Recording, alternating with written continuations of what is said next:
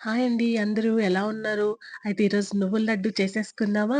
అది చేయడం చాలా సింపుల్ అండి. ఏం కాదు.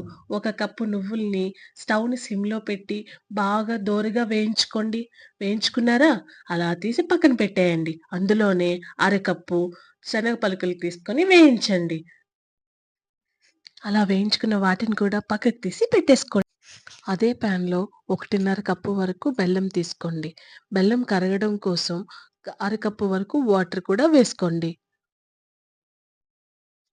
ఆ బెల్లాన్ని ముదురు పాకం వచ్చేంత వరకు మరిగించడం మాత్రం మర్చిపోకండే. బెల్లం కరిగి అలా మరుగుతున్నప్పుడు మనం ఒక గిన్నెలో వాటర్ తీసుకొని, అందులో ఆ మరిగిన పాకాన్ని వేయండి. వేసిన తర్వాత నేను చూపిస్తున్నాను చూసారు? అలా రావాలి. అలా వచ్చిందంటే రెడీ అయిపోయినట్టే. ఇప్పుడు అందులోనే మనం వేయించుకొని పెట్టుకున్న నువ్వుల్ని, అలాగే పొట్టు తీసుకొని పెట్టుకున్న పలుకుల్ని వేసుకుందాం. బెల్లం మొత్తం కలిసేలాగా ఆ రెండిటిని కలుపుకోవడం మర్చిపోకండే.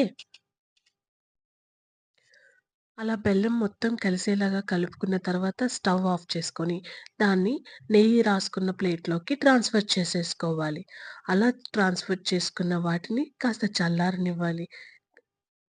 కాస్త చల్లారిన ఈ మిశ్రమాన్ని లడ్డూల్లా చుట్టేసుకోవడమే. ఇప్పుడు టేస్టీ నువ్వుల లడ్డు రెడీ అయిపోయిందండి. ఇది పిల్లలకి చాలా హెల్తీ ఫుడ్ అండ్ వాళ్ళు చాలా ఇష్టంగా తింటారు. అండ్ ఆడవాళ్ళకి కూడా చాలా మంచి ఫుడ్ అండి. నా వీడియోస్ మీకు నచ్చితే ప్లీజ్ సబ్స్క్రైబ్ చేయొచ్చు కదా!